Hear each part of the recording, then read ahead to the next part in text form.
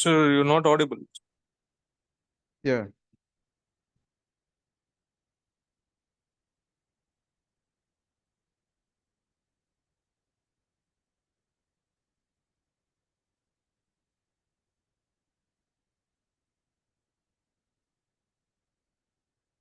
All right. Activation functions.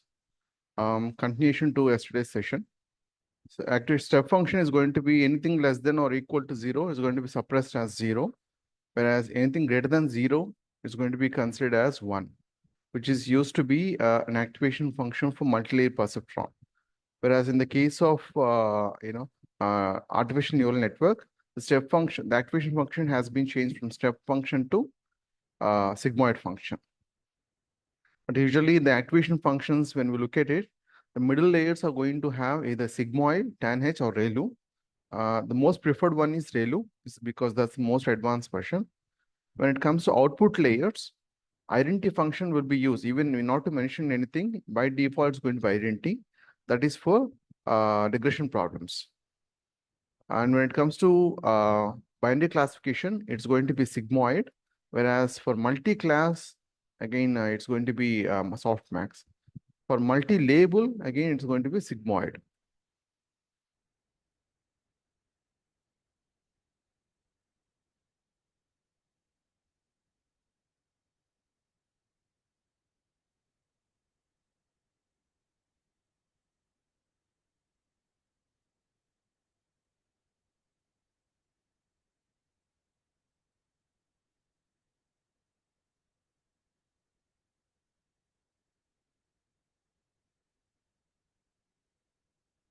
If you look at this clearly shows that it is, we don't have any activation function at the end.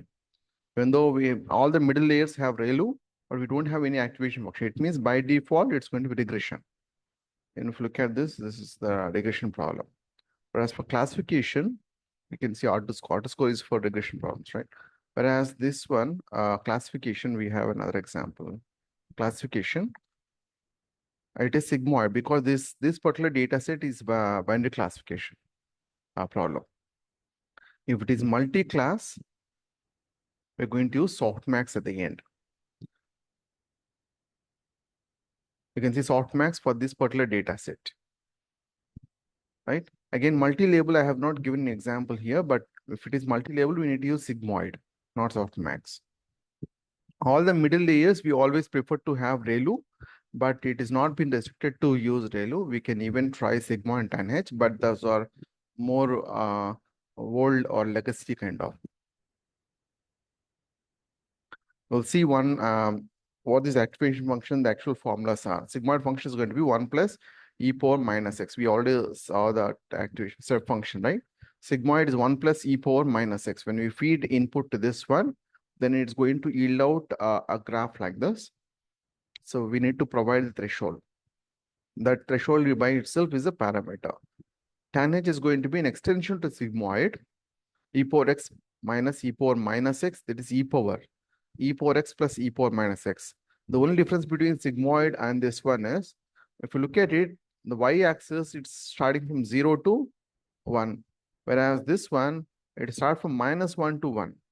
So even though the x values are, it's going to consider even the negative values when it comes to x-axis, y-axis it doesn't consider negative values. Whereas in this case, we even consider -1 to 1. The same sigmoid, just an extension, that's all.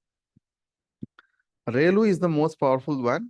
Of course, there are alternatives for ReLU too. There are issues in ReLU, but it's very rare that we get into issues by using ReLU.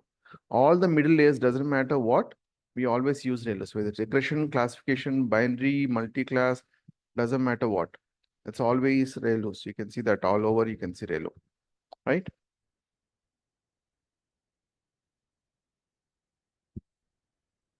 Again, ReLU, all ReLU. But this case, the last activation function wasn't there because it's a regression problem. By default, it's going to be activation equal to identity.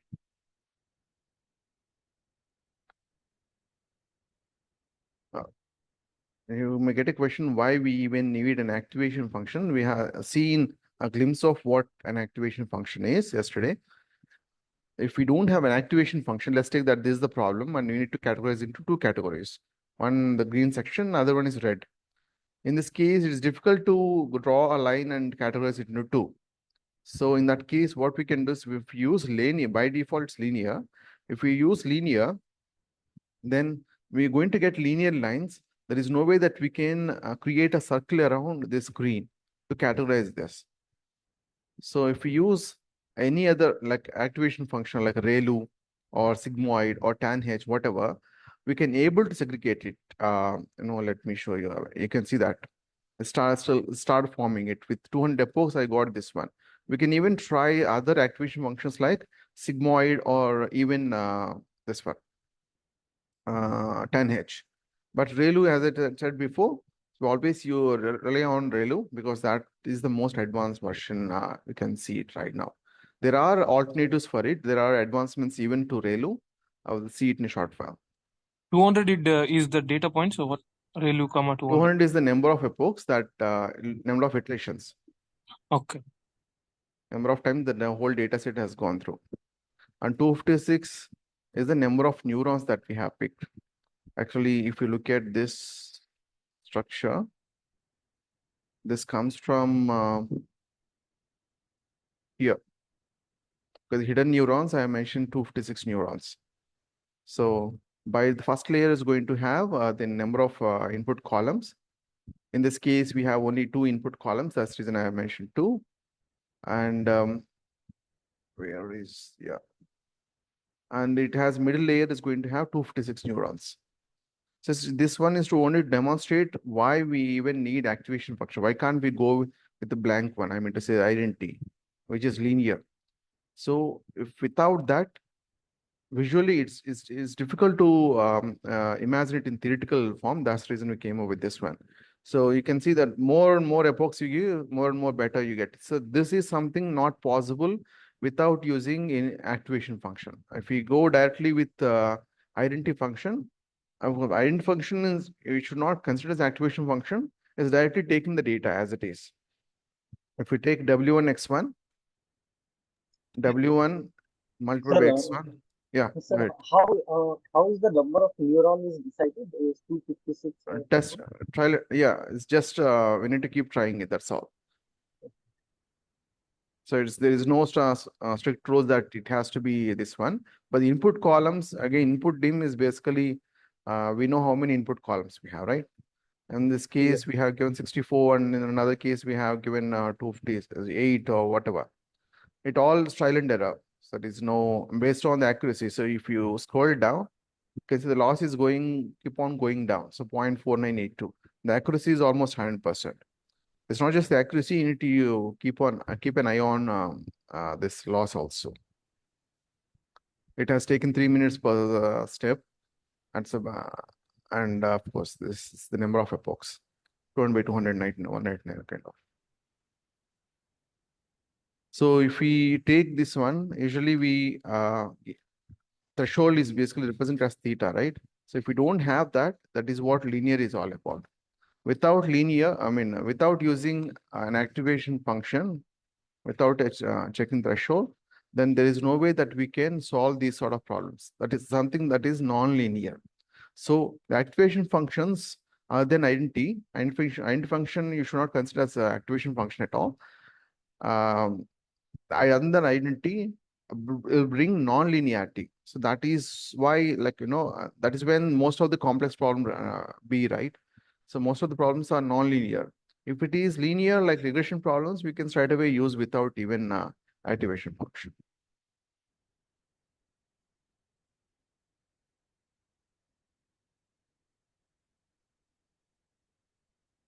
ReLU is basically like, any negative value is going to zero down and any positive value is going to take as it is. If X, let's take 5 here. If I mean, what is the max value between 0 and 5? It is obviously this is 5. So it's going to take 5. Let's take minus 2. So 0 comma 2, 0 comma minus 2. So max value is obviously 0. So that is how all the negative values is going to be 0 down. And all the positive values are going to be taken as it is. That is the reason we got this one. It doesn't mean it always like this. It can be like this or it can be whatever. So basically the data is going to be in this form. And output layer, As I told you, this is for regression problem, binary classification, multi-class. Again, for multi-label, you need to use sigmoid. And identity function is going to take it as it is without any this threshold as such. No activation function. When it comes to sigmoids, 1 plus e power minus x. Softmax, it is just an extension to sigmoid to solve multi-class problem. That is e power ak by e power ai. So the number of classes, that is what this means. Sir, from where we can get that threshold value, that one? Threshold by itself is a parameter. So that is going to be found out by the neural network itself. This is also a parameter. I think you haven't watched the yesterday session. So W1 is a parameter, W2 is a parameter, B is a parameter, and theta is going to be parameter. All these are parameters. Please watch the yesterday's recording. Yeah. Okay, loss functions. We already discussed in detail about loss functions. How do you find the error? So for regression problems, MSC or MAE. So go back to machine learning internals, ML metrics section. I think we had a discussion about all the metrics, right? So MAE, MSC is the loss function that we need to find out the error. When it comes to classification, it is cross entropy loss. So entropy, we have discussed it in Decision tree. We have taken three columns, right? Feature X, feature Y, feature Z. So that is the one that you have to follow. This formula may appear to be very complex. Basically, it is nothing but P1 into log Y plus P2 into log Y, Y2 plus P3 into log Y. The same formula, it is been shown in a different ways. Don't worry about this representation. Follow that script, you'll understand it better. Try to manually do that so that you can understand better. Take pen and paper and practice it. Okay. Just a matrix form of representation. That's all.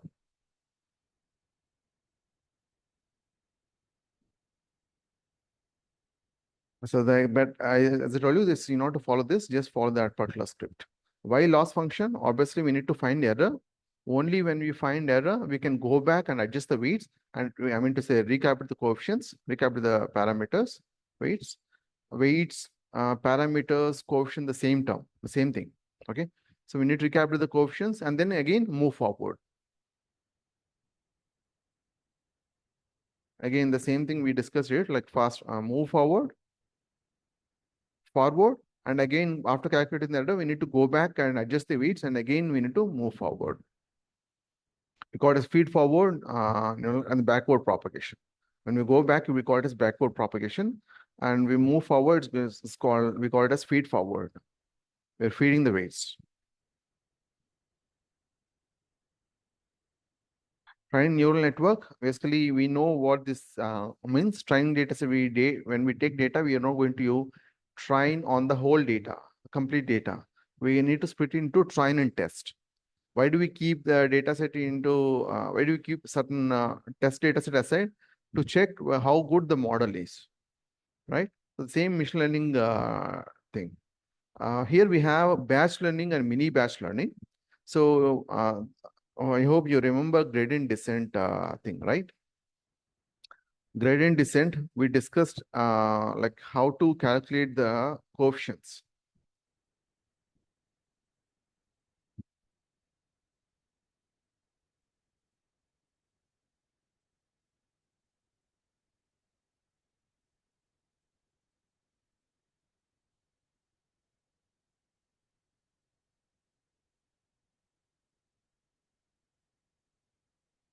Basically, what we are trying to do in this particular script is we're trying to recalibrate. So we're trying to recalibrate the coefficients for every row. That was not the original stuff. Actually, you can see that calculating new coefficients. We're doing it for every row. So if we do it for every row, in fact, we should not call it as gradient descent. It is stochastic gradient descent. When we recalibrate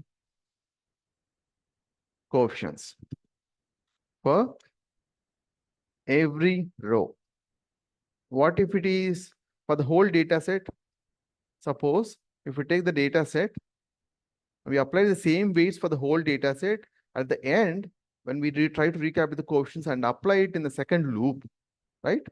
And again, apply it for the whole data set. We call it as batch gradient descent. There's another one, mini batch gradient descent. What mini batch gradient descent does is, it is going to divide the whole data set into multiple chunks. Let's take in this data set, it's going to divide into three chunks. 1, 2, and 3. This one, last row. So for this data set, it's going to apply the same weights. And then it's going to recalibrate the coefficients here for that particular mini batch. After recalibrating the coefficient, that is going to be applied for the next 2 rows.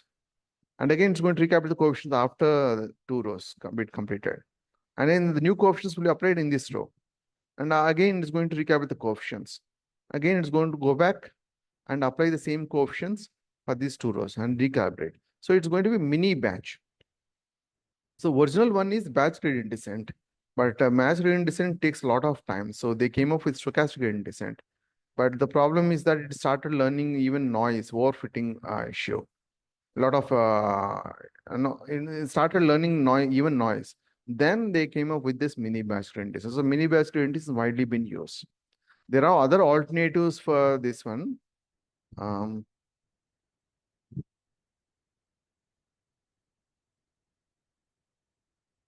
can see the gradient descent, stochastic gradient descent, and mini batch gradient descent. There's something called momentum and an astro-accelerated gradient, ADA grad, ADA delta, and then ADAM. So right now we are using ADAM. That's the most advanced one. So if you look at the scripts, you're going to find out mostly is ADAM. As you can see, optimize the ADAM, not the gradient descent. We can even use gradient descent. I have a few examples in the scripts. You can see the ADAM, right? I don't know whether I have SGD or not. Gradient descent, we are using Adam, right?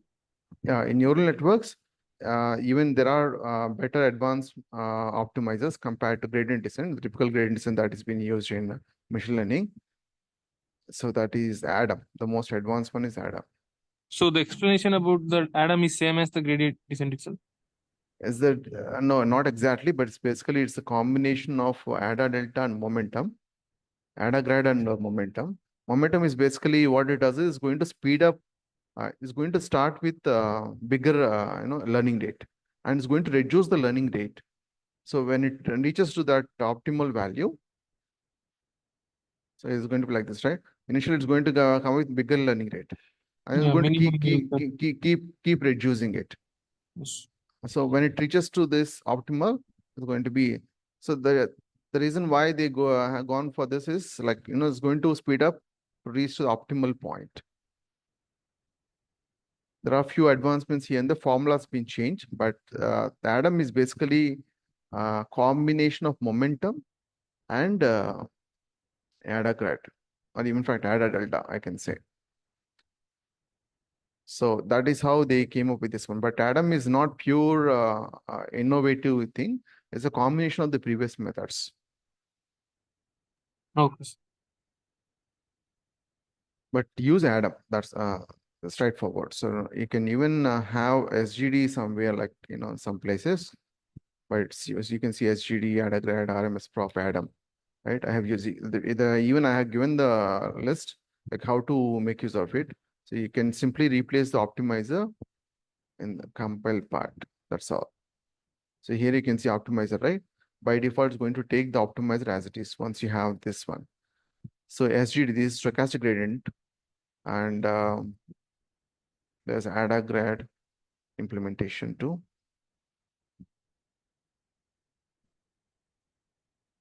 What else we have? ADA grad and RMS prop, right?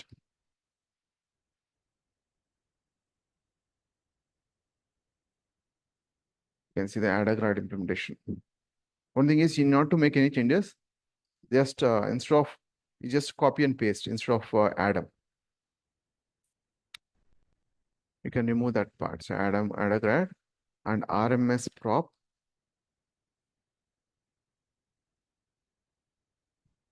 RMS prop.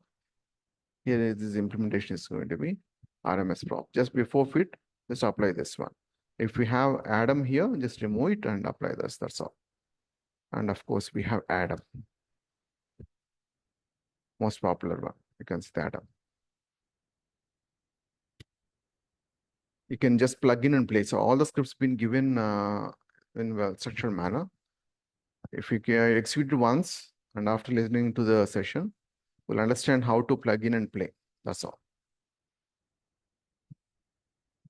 Whatever the script that we have it in this PDF, we have it in this one, DL basics. You can blindly follow it. Backward propagation. Okay, so we'll move on to the next one. I hope you got the point. So batch, mini batch, and then later on, there are a lot of advancements. Now we are we use Adam as an optimizer.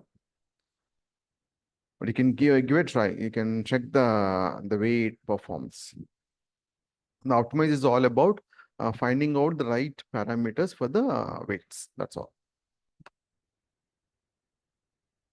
So this is the typical neural process. Backward propagation, I think yesterday itself I explained it. So once you compute the output, you need to find out the error.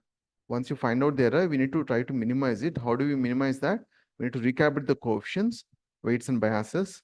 We call it as parameters. Even threshold is also a parameter. And then we're going to apply that again in the feed forward part. Once you calculate the error again we need to recalibrate the coefficients, and again we need to go back and then again move forward. So just like the way if you understand this concept, then understanding optimize is not difficult. This is an optimizer by itself.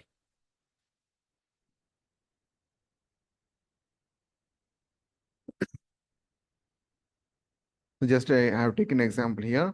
I have taken weight 2, 3, 4, and 5. How does it calculate? Let's take that input is 1, 2, 3, and the true value output is going to be target value is going to be 4, 9, 11. We have to get 4 for this particular input, 9 for this particular 2 input, and 11 for input 3. So the output is going to be in this, when we take 2, the output we got here is 2, 4, 6. In fact, the error is 4 minus 2 is 2, 9 minus 4 is 5, 11 minus 6 is 5. So for 3, the same thing, like we got 3, 6, 9. 4 minus 3 is 1. 9 minus 6 is 3. 11 minus 9 is 2. Again, WO4. So 4 minus 4 is 0. 9 minus 8 is 1. 11 minus 12 is minus 1. The error, anyway, we can ignore the negative sign. That's the reason this 11 minus 12 became 1. So the total error is 2 here. Whereas W5 is we got 1, 1, 4 error. The total, if you look at this, the total error is, in this case, it is very minimal. In these two cases, it's the same, but this case very much. So they are going to choose 4. This is just a blunt example, but usually the parameters are going to have like something like 2.7382, something like that. It's going to be it's going to have a lot of decimals. This is most straightforward thing, right? 2, 3, 4, 5 kind of. So as if you have shown, there is no like distinguished minimum value. There are same values like 6, 6. So what we should do then? It's going to pick one. So in fact, it 6, 6, 6 is going to pick any weight, like whichever the less is going to pick that one, because that lets the computation is going to be less, right? Let's take 3, 4, 5. We got 6, 6, 6 is going to pick 3. Because the computation is going to be less. Based on that. Okay. It's going to move down. So you have to go back and start in statistics and mathematics, point slope, the same process. It's going to be, this is most straightforward one. We can even have a local minima, local maxima, same thing. Even partial differential, I discussed it in statistics. And this is not, okay, this is an optimized parabola. But as I told you that the last time in statistics, it is not going to be that way. It can be even like this. So this is the local minima, and local minima. And we need to find out global minima, right? So I have given a very good example, a practical example, how it going to work internally. But when it comes to real time, it's going to have millions and billions of parameters. It's not possible to assume, imagine to calculate to see every parameter the way it calculates. Rather, we're going to take one example, like how to find a particular single parameter. Go back to statistics. I think you still remember that script. Local minima 3, we got 3 minimas. One out of those 3 is global minima. So we got rid of it. And then we got 2 local minimas, and we found out the global minima out of those 2.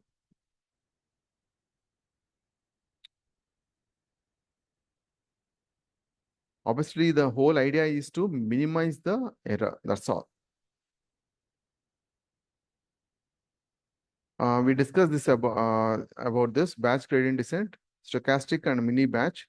The way it's going to recap the coefficients, stochastic for every row, batch for the whole data set is going to recap the coefficient, and then again is going to apply the new coefficients for the next loop for the whole data set.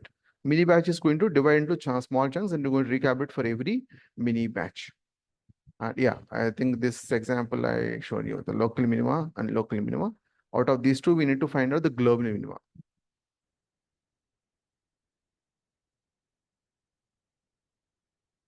So mini batch is best compared to any other gradient, but Atom is much better, much better. It's going to be much faster compared to mini batch, even mini batch. Even chain rule, we discussed it in statistics and mathematics. Basically, we're going to keep on chaining it. Suppose if we have something like dy by dx, let's take, we have input neurons, we have hidden layers. Let's consider that is a binary classification. Here we're going to get error, and we need to find, let's consider that this is the weight that we need to calculate. dE by dW1 is not straight away possible. So we need to go through this process, right? Or this process, or this process. So this is what we call a chain. So dE by, let's take that this is why weight is W5. dE by dE by dW5. From this again, let's consider this is weight 3, okay? Weight 3. So dW5 by dW3. Again, this dW3 and dW1 has relation. So dW3 by dW1. So if we chain it, we get dDE by dW1. So that is how we need to recalculate. So what is the proportion of, what is the proportion of change in error by adjusting the weights, by change in weights? You got the point. So what is chain rule? So why we even need it? So it's not directly, we can't directly jump it. We have to go through, we have to recalibrate these coefficients and to these coefficients and to see this, to see the whole change.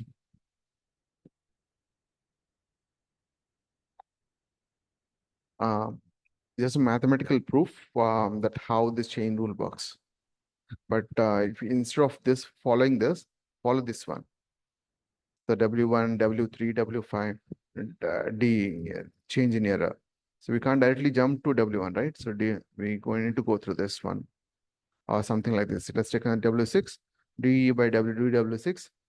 Just consider D by DW something 2 or D by DW2 by DW1.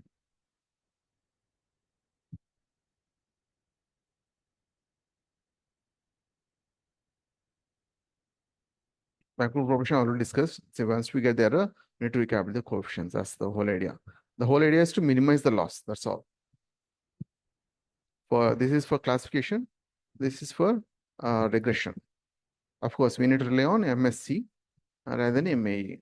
So the reason I have explained it in the machine learning matrix, go back and watch it.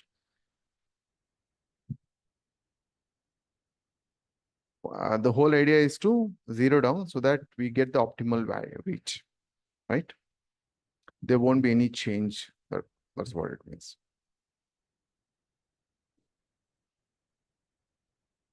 Okay, now the most important topic we got into. There's something called vanishing gradient problem because of the chains. So when we apply, let's take dE by dW5, okay, multiplied by dW5 by dW3, okay, multiplied by dw3 by dw1. Just consider that in order to calculate change in error to change in weight 1, we need to chain up all that. So that is how we get dw1. But the problem is that when we use sigmoid function, what happens is, what is the formula for sigmoid? Is 1 by 1 plus e power minus x. So when we differentiate it, it's going to turn it's going to turn 1 by 1 plus e power minus x to e power minus x by 1 plus e power minus x square. Denominator being squared.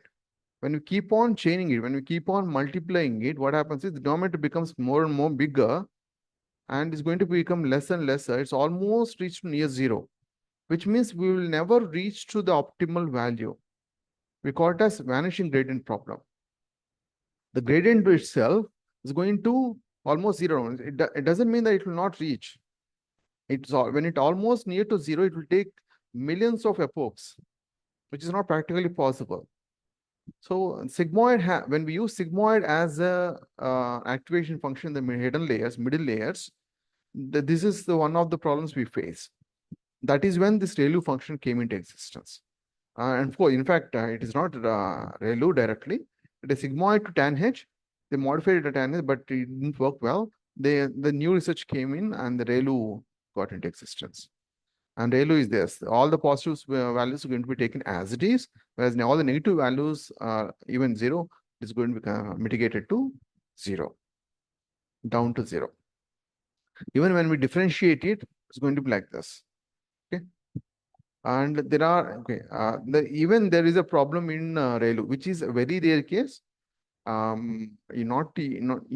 haven't tried in practical problems, but there is a very rare case that even ReLU may have this dying problem.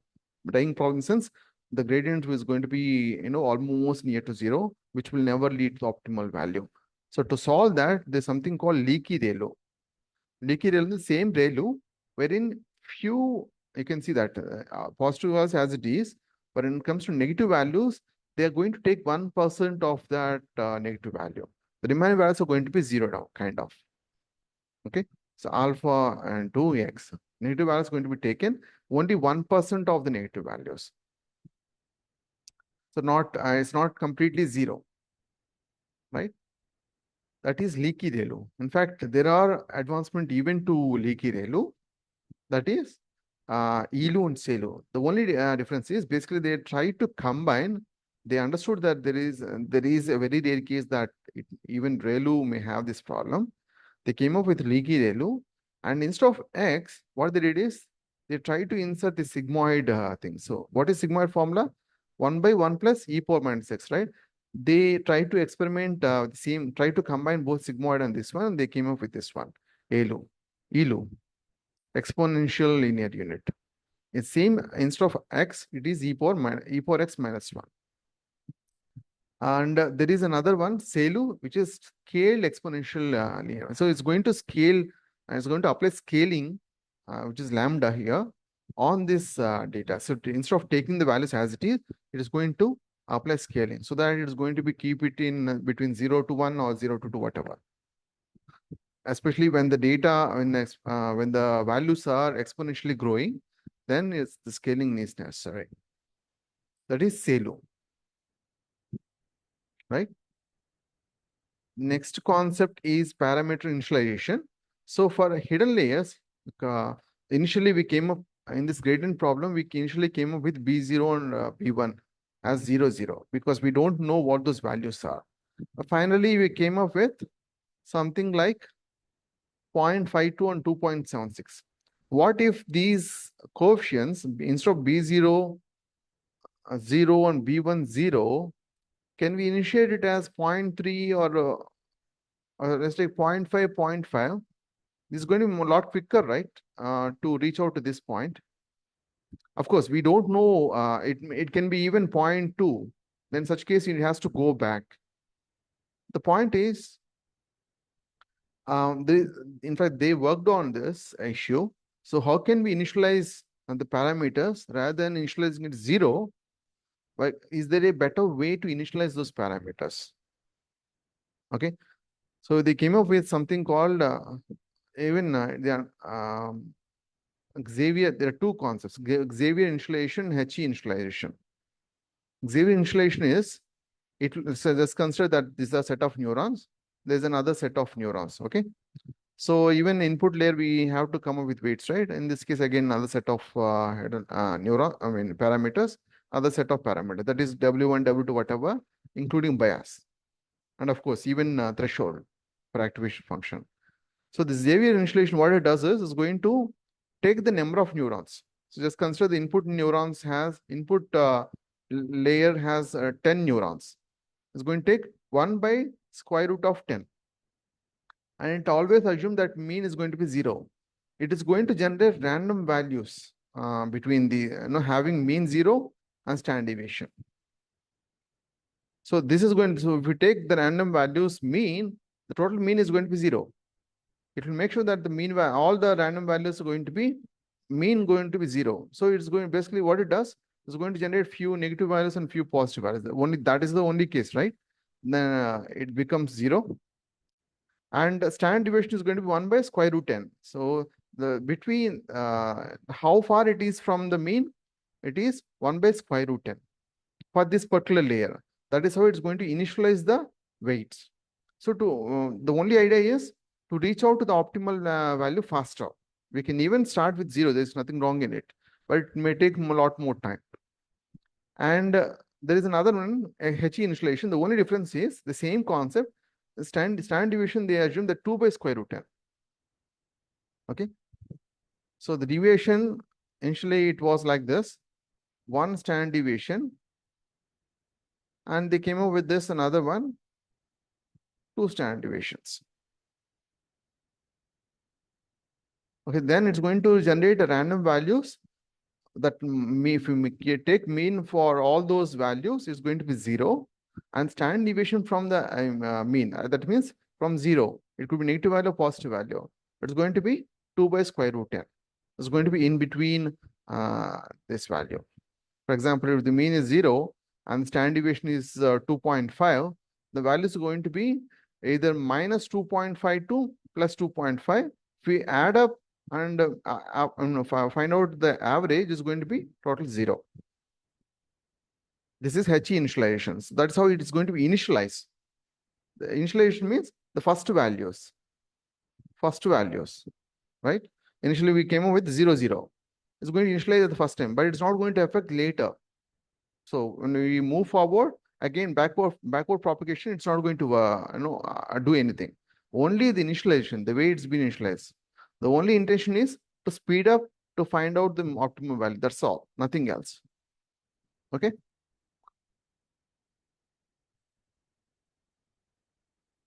And this regression, I think we already explained it in the script itself in basics. The way it's going to be, let me give up. Multilayer performance, yesterday we have seen that. Even classification. If you look at this, if you know machine learning template, this is going to be quite easy. So it's not really difficult at all. The same concept, loading the data, X and Y, trying to split, applying standard scalar, and transform disk after scaling and the scale data. This is where the whole thing will change. This is only to show the summary of this neural network. It's not going to do anything. And here we are building the neural network and we are not executing it here. This is the place where we execute it. And this is the compile phase wherein we need to mention on what basis that we need to calculate their, accuracy and all. We can even find, this, we have something called verbose 2, whatever, that it's going to show for every loop. So for that, we need this auto score or whatever. Loss is going to be based on MSE, or we can even try MAE in the case of regression. When it comes to classification, I have another example. So we need to go for cross entropy. And of course, optimizer. So when it comes to this neural network is sequential. That is one thing you have to mention. That is sequential. This is one layer after another layer. I keep on adding it. That is what this means. And the input shape is going to be the number of input columns we have. So if we have 50 input columns, we have to mention 50 here. And once we have this 50, then next layer, the next first hidden layer is going to have 128. What does that mean? So suppose if we have something like this, 30 neurons, input layer, just assume that this is 30 neurons. And second hidden layer is going to have 128 neurons. 128. I can't draw all the 128, so you can assume that. The next layer, next hidden layer is going to have 64 neurons. 64 neurons. Another hidden layer is going to have 64 neurons again. Another hidden layer is going to have another 32. As this is regression, we need to have only one neuron at the end. Okay, so how many hidden layers we have? Almost total 4. First hidden layer has 128 neurons. Of course, this is something indicated by the data set we get. Whereas first hidden layer 128 neurons, second hidden layer 64, third hidden layer 64, 32, fourth hidden layer 32. Here the question is, how do you fix this number of neurons? It's just trial and error. So you need to keep changing it and make sure the final epoch is giving good R2 score or less validation loss. Okay. And again, how do we know how many layers need to be added? It has to be between 3 to 10, practical sense. It should not go beyond 10. It should not go less than 3. That is the formula that you can remember. For regression classification, these sort of problems. For bigger problems like, generative AI kind of, it can be definitely more than 10. And architecture also is going to be very complex. We will see that later. So, but you can remember it in a way. For regression classification, these sort of problems have at least have 3 hidden layers, max 10. So here we have, it's going to start from this one. So first hidden layer, second hidden layer, third hidden layer, fourth hidden layer. By measuring this input 13, it is going to form, in fact, another layer in between. So there is no separate code for that. Just assume that there is another layer. So you can have a better view from this one. And this, of course, the output layer. We're going to get final output. Okay. And for classification, we have already saw that, right? This is going to be the same structure, the regular machine learning stuff, and neural network is just only to show the number of neurons, nothing difference. And I'll explain how we got these parameters. And we need to mention few bunch of parameters here, MSE, optimizer and all. And this is where the actual training starts. There are a few things we need to discuss. Was the first one, the number of parameters, how it's going to calculate it. The number 2, what is this batch size and the number of epochs? Number of epochs is number of loops that it has to go through. How many times that it has to go through the data set. Batch size is, it is going to divide the whole data set into 64 chunks. Why do we even need to do that? For example, if we have 1,000 rows, suppose if we mention batch size as 64, what does that mean? 1,000 by 64 chunks.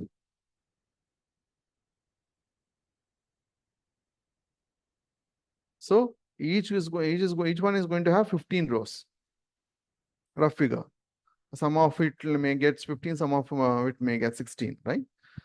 15 rows. Okay. So this 15 rows, we have something called memory, right?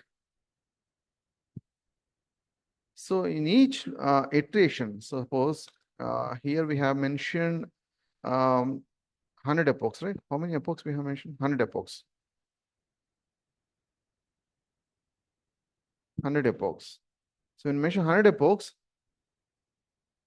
15 rows means but how many? 64 times. So it is going to go through memory and is going to place 15 rows. Okay. And it's going to do that for 64 times. 64 times. What does that mean? The next 15 rows is going to come here. For example, there is no space. Then it's going to erase the old 15 rows. It's going to place the new 15 rows. And then again, new 15 rows. Again, there is no place, 15 rows. So when we have less memory, then the batch size will help us, instead of placing the whole data set in this and creating the entire thing will slow down, isn't it? Because of this batch size, instead of placing all the 1,000 rows, I'm placing only 15 rows. Of course, I can place more 15 rows as long as I have space. If I don't have space for the next one, It's going to erase the old one. It's going to place the new one. It's going to keep on doing it. So this methodology is much better than keeping all 1,000 rows, especially when we have less memory. When we have a lot of memory, then there won't be, not to mention 64 as such. You can mention the whole number. If number of rows is 1,000, you can mention as 1,000 itself. So 1,000, not 1,000. Yeah, 1,000. Our thing is that number of times that it has to go between the actual, let's consider this is the disk. So number of times it has to go back and move forward, we call it as iteration. Epoch is for the whole data set. How many times it is going through the whole data set. Iteration is how many times that it is moving between RAM and this disk. So the iteration that I have mentioned here, iteration, 5 iterations, right? Iteration that I mentioned here, it's not actually iteration, it is epoch. Number of times it is going through the whole data set. What exactly the iteration? The iteration is how many times that it is going between disk and memory. So when we have 1,000 rows, and if you mention 64 batches, what does that mean? 64 times it is going to move forward, like move to and fro. When you mention, let's take 128, it is going to be even more 128. Let's say 32 is going to have a lot of data. So just assume that you have a lot of memory. Then you can mention 32 or even 16. Then number of times that it is going to iterate is going to be less. But the problem is, it is going to take a lot of space, isn't it? I hope you got that point. What this epochs, batch size. Again, validation split, we have given it here because in the trained data set, again, we're going to take 20% data set to find out this validation score, validation loss and validation score. This is train loss and train score. This validation loss and validation, so we can compare it. So not just try and test data set. Test data set anyway, we're going to calculate it later. Here we calculate it. Even in this one, when we get a lot of information for every epoch, we can even try this one by mentioning the validation split. Verbose 2 basically means that the way the kind of information we get. For example, let me take, okay, before we get into the verbose, I'll explain the number of parameters. It's something that I missed. Here you can see we got 1,792. The reason why we got 1,792 is 13 multiplied by 128. So when we mention 13, let's consider 13, we need to calculate for every combination, right? So when we can multiply 13 multiplied by 128, that many weights we get, isn't it? That many parameters we get. So we need to check for every combination. So just like the way this one, this one, this one, this one. So 13 multiplied by 128. What is 13 multiplied by 128? 1,664. But we got 1,792. I'll explain why we need and why we got 1,792. I'm adding 64. We got 1,728. Another 64. We got this one. Okay, 1 second. It's 13 multiplied by 128 plus 64 biases, right? Even bias is also parameter. W1, W. So the formula is W1 X1 is W2 X2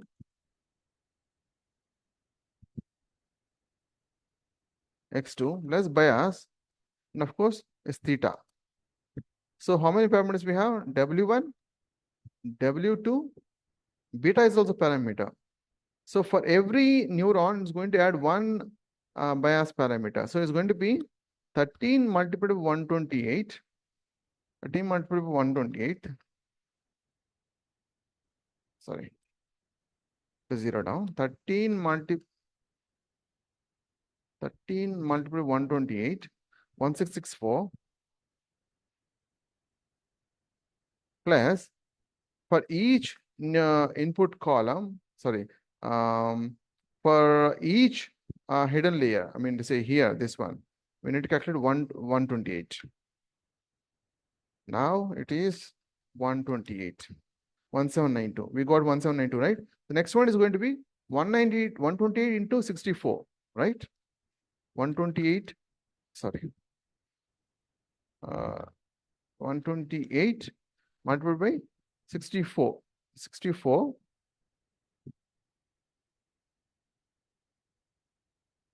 We got 8192 plus, and the next hidden layer is going to have 64 biases.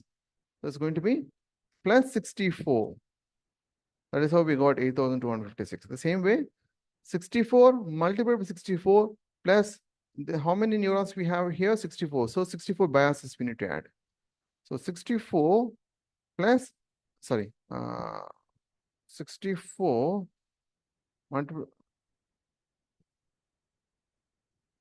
64 multiplied by 64 plus 64.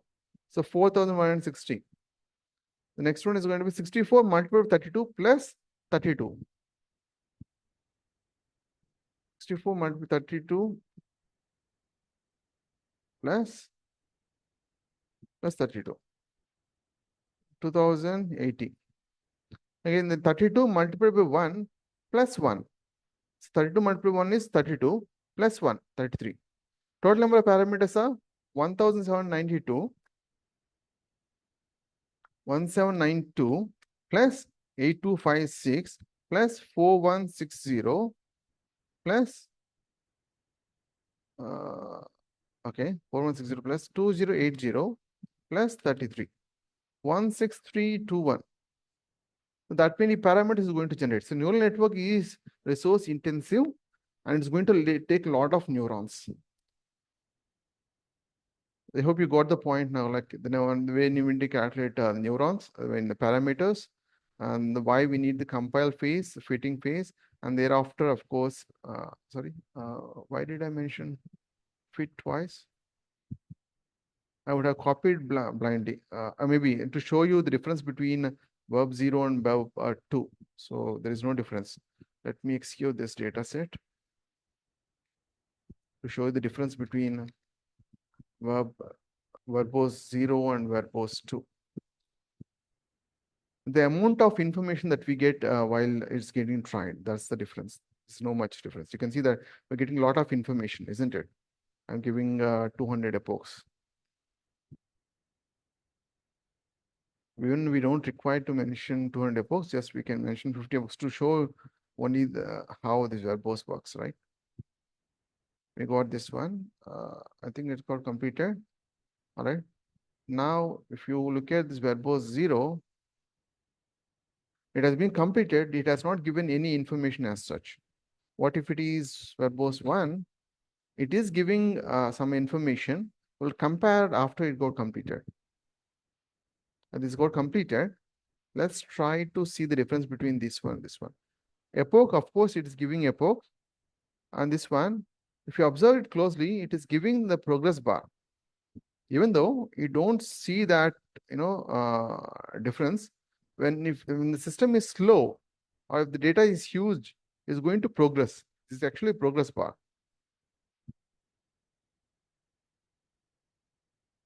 And of course, the train loss, this validation, train MAE, validation MAE, test data set, the error part, the evaluation part.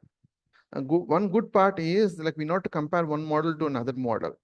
It's the same thing, right? So it's going to, we're going to pick directly at this one. We need to keep on changing this neurons and these sort of things. Like apart from it, we don't need to have multiple neural networks. The same neural network, you keep on changing it, that's all. The same classification, the only difference is the regular stuff, loading, trying to split the same thing. You can see that we have 30 input columns and we have the first hidden layer 64, 30 multiplied by 64 plus 64, right? 30 multiplied by 64 plus 64 is plus 64. 1984. That is the reason we got 184. So you can calculate for the remaining values. Why we got 5153. So the same thing, but optimizer instead we can I have used STD just to test it. but it's always preferred to have add-up. Okay. And for loss, you need to use binary cross entropy for binary classification. And I have used matrix ACC so that it is going to get reflect here. You can see ACC, right? Apart from it, the same thing. Regular validation, this thing. Multi-class classification. Only difference you can find it here is softmax. I have used softmax. 13 multiplied by 64. I have not even mentioned summary, but you can mention model.summary to display the number of neurons and all. I mean, number of parameters and all.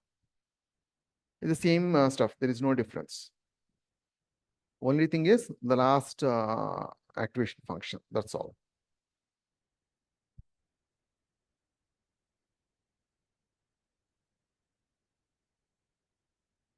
Try the script.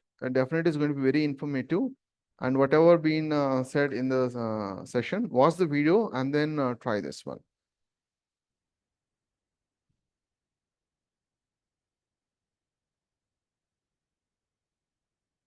Same script like multi-class, multi-level, already whatever I showed you in the script, the same been here. Whatever you find here, this you're going to find in the script itself. So you not to bother about this. The only thing that okay, yeah, you can see that few things here. So okay, we'll continue tomorrow and we'll discuss few other things. We need dropout, L1, L2 regulation. You know what is L1, L2? This is just penalization to reduce noise, right? Dropout is something I haven't discussed. That is something again to reduce overfitting. We will see that tomorrow. All right, that's it for today. Thanks for joining. Thank you. Thank you.